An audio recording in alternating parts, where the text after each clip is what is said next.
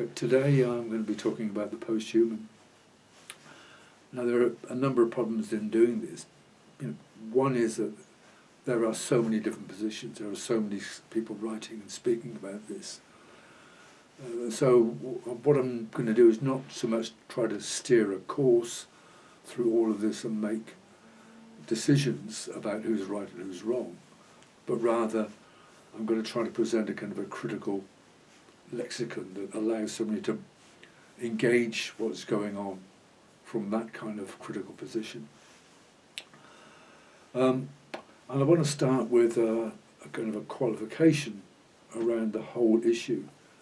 And in many ways I would describe what's going on as ethnocentric neo-anthropocentrism.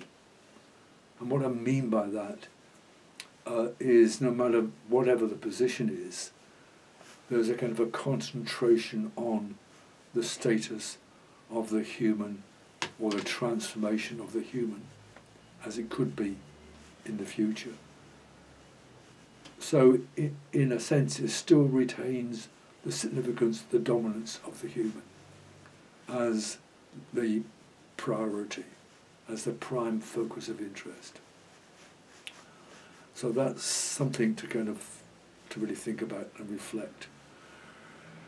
And one of the reasons why that reflection is necessary is because in every instance there is always a condition of exclusion. In one respect, there's an exclusion of the inequity and the difference of the human as it is distributed, as we are distributed across the planet. But also, there's a kind of a failure of recognition of the others that are of our species, that don't necessarily define themselves as human, who actually view themselves from another cosmology. Although we engage them as if they were the same as us, they do not necessarily see themselves in that way. They see themselves as fundamentally different. Hence why I open with that comment on ethnocentricity. The other opening observation that is implicit in what I've just said is our species is not only fragmented in terms of its difference, but the whole discourse of the post-human, in many respects, is a registration of the increasing dynamic of that fragmentation. The very status that we have as a species, in many respects, is being brought into question. So, let me kind of start then with saying something about the post-human and post-humanism. What they kind of represent are contested understandings and differential ontologies. So that there are not necessarily uniform modes of being described through the differences of these terms.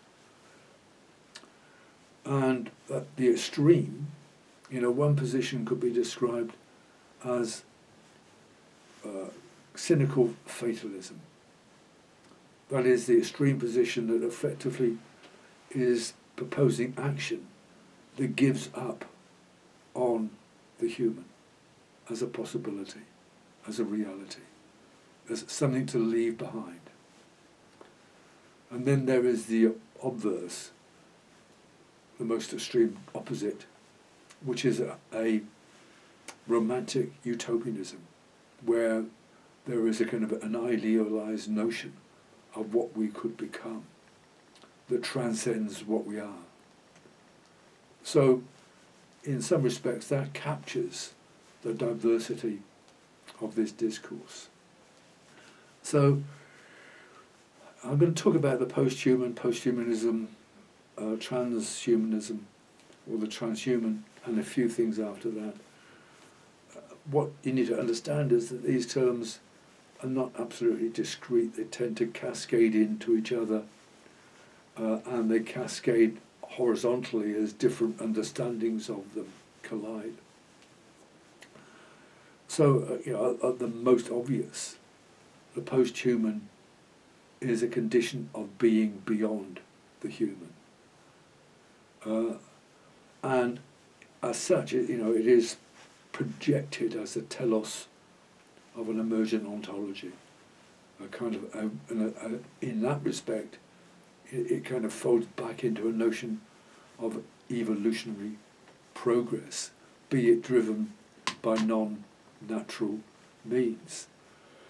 And those non-natural means, are predicated in many of its kind of manifestations as a co-evolution with machines. And some people embrace that as a kind of an exciting and challenging future. Others kind of lament it as a kind of a loss of being. So the post-human, is a terminal condition versus the post-human as a developing condition. Now, what needs to be kind of qualified there is the kind of the notion of what a machine is, which is something, again, which is in many respects an object of transformation, an object of changed perception. So the imaginary of a machine as a mechanical device is now a distant idea, although it's still largely in circulation. It is not any longer an accurate description of a machine. And a machine isn't just reducible to an electronic device either. A machine is able to be understood in abstract terms, in terms of what a machine is capable of producing. So in many respects, through cybernetics, information has a machine function, has a productive capability, has an output that has material consequences. So the machine is indivisible in its new and old manifestations from the question of the post-human. So that condition, in a sense, flows into post-humanism.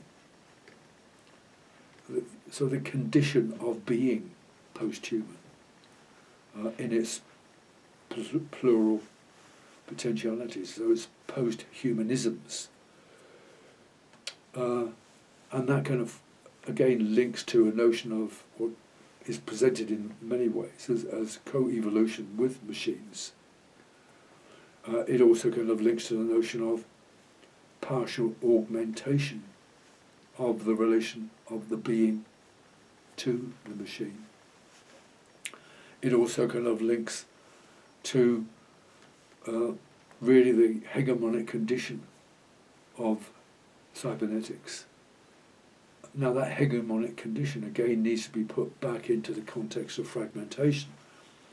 For in certain cultures, in certain economies, that claim can be made, but it is not a universal condition. And really, it also indicates a certain change in our relation to the material world. Our relation to being and things changes or is changed by certain perspectives in relation to post-humanism.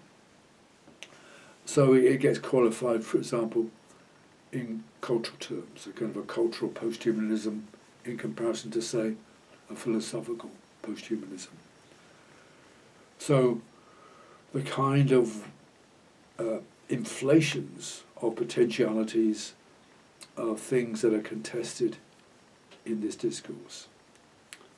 And that then flows into the transhuman, which is, in many respects, the next level of acceleration, the next kind of level of inflation.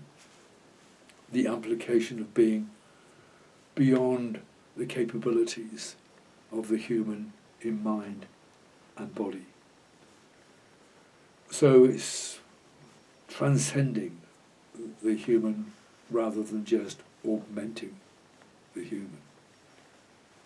And at its most extreme, that is registered by singularity, where the body is abandoned and the mind becomes downloaded into a machine of artificial intelligence, where there's a merge between the intelligence of the residual human and the artificial.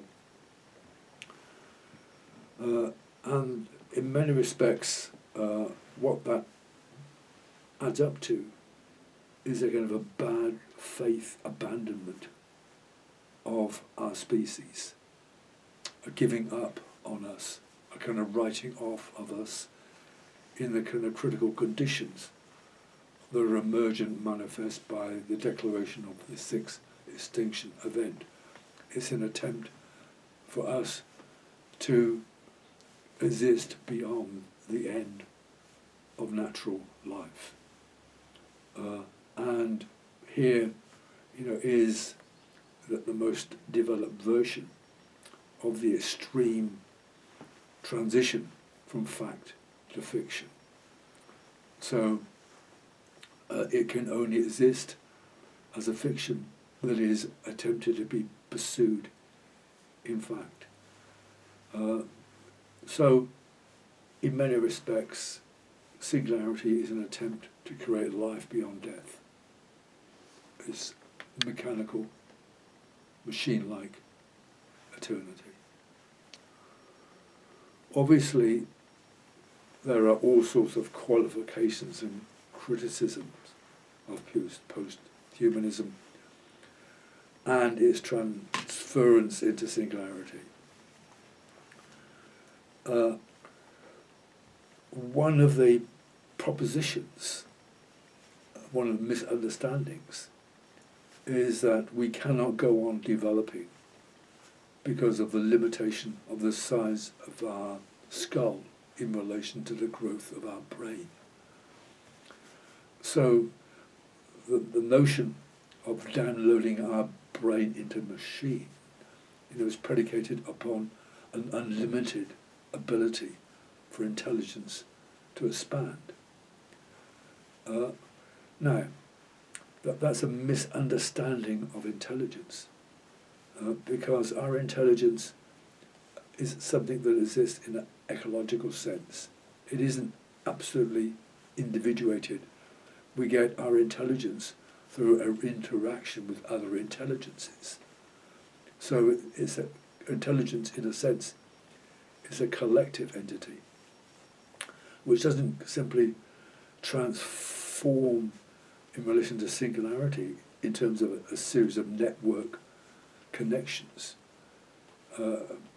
because how we acquire our intelligence, has a dimension of deliberation and accident, serendipity. It isn't something that can be prefigured or programmed. And then we come to the kind of question of the quality of life, where everything that appears is simply a product of simulation. Now, that raises fundamental questions about psychology. How could you have a psychological condition in relation to a machine? So all these arguments, would be arguments that provoke an enormous amount of exchange. I'm not suggesting that there is a kind of a clear line of demarcation between what is correct and what is incorrect. What I am saying is that the proposition is gigantically problematic. And at least from my perspective, completely undesirable. So, obviously the question of singularity brings up the question of the nature of intelligence itself. and a differentiation between artificial intelligence as a kind of an instrumental entity that is absolutely linked to the delivery of certain functionality versus a kind of a more general condition of intelligence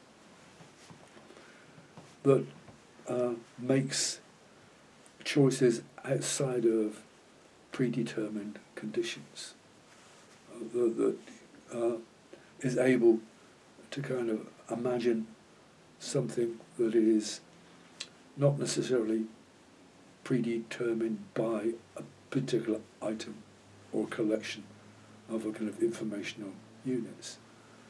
That is a kind of a response to something tangentially. That is a relation between an emotional reaction and an idea.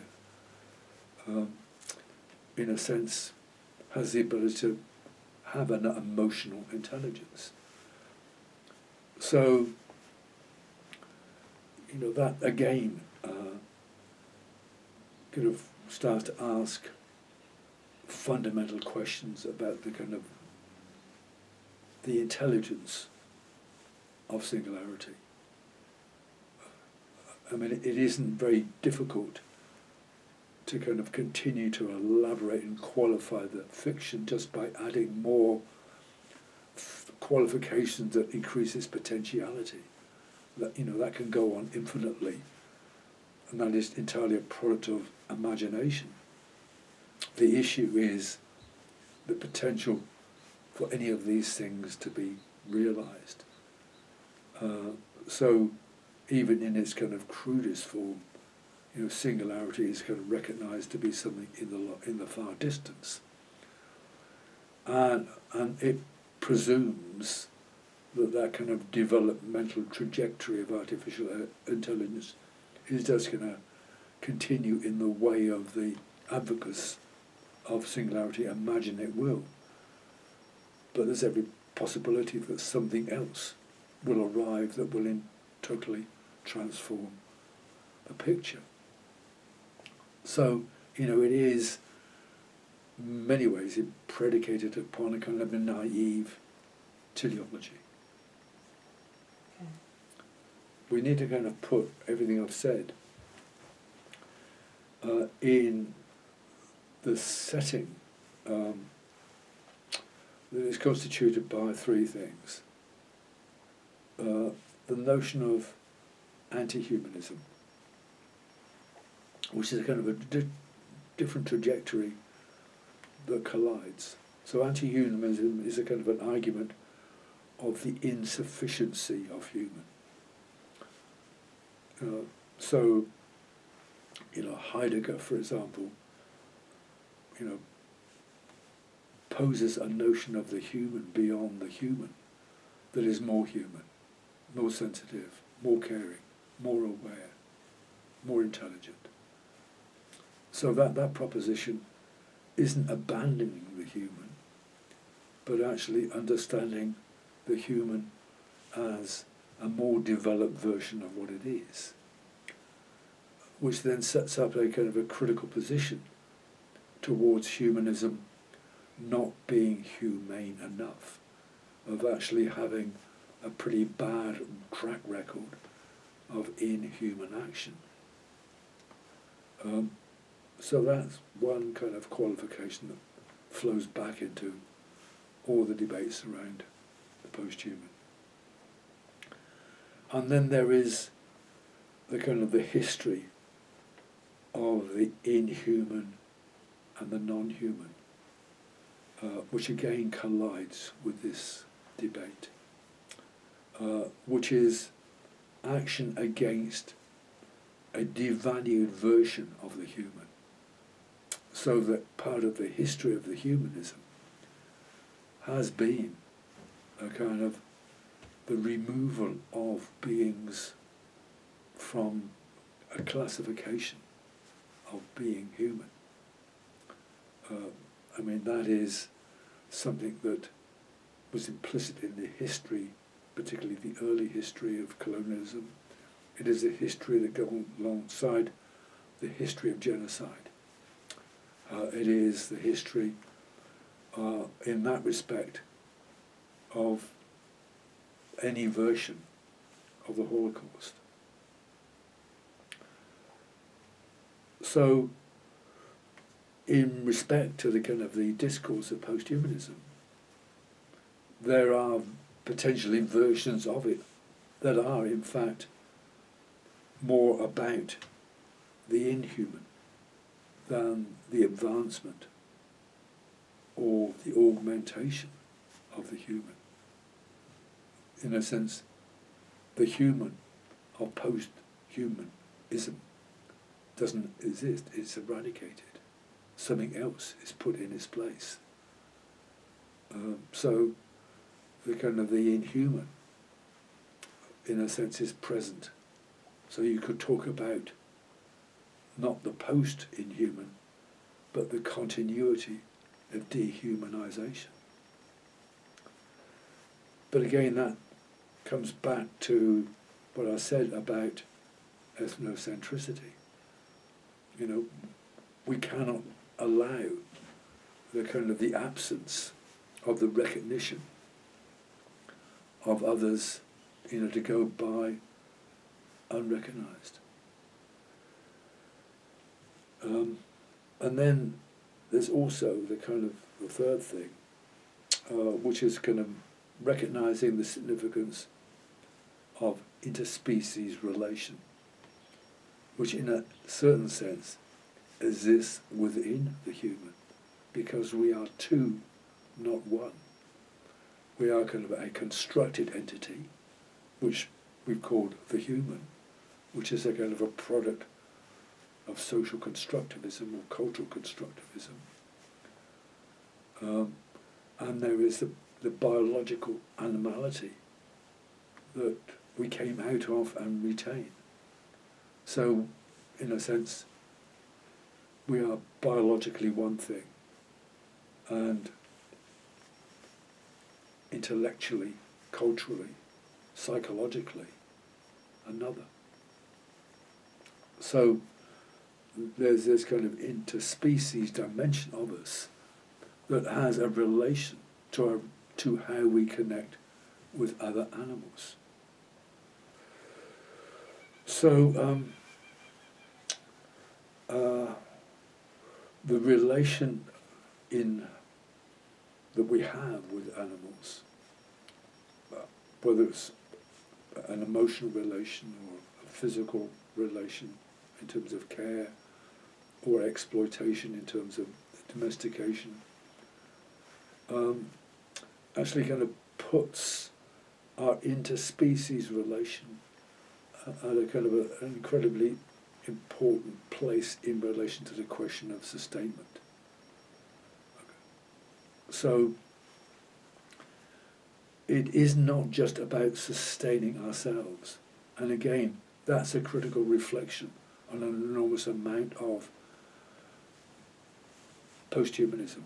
That's another critical reflection upon singularity. It's about us sustaining ourselves. Yeah. It isn't about us sustaining our relation to other species, be they animals or plants. So, you know, one could accuse post-humanism as a lacking of empathy with our own animality as it connects interspecies-wise with all other forms of life. Now, one of the things that's kind of being recognised is that the nature of ecology is changing. The machine, you know, is being understood as an organism, having organic relations. The machine, as soon as you're kind of understanding the relation of information to the machine, there is no clear break between the biological and the machine. I mean, one of the most obvious examples of that informational relation is, how genetics has become such a kind of a powerful instrument, both in the construction of the natural and the creation of the artificial. It bridges both. Information bridges both. So, the very conditions of existence are under transformation. And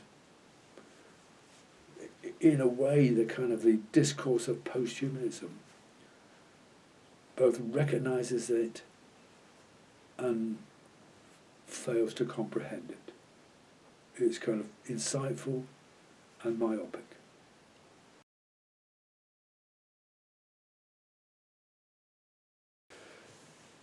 So everything I've been saying, in a sense, is transformative of the conditions of design.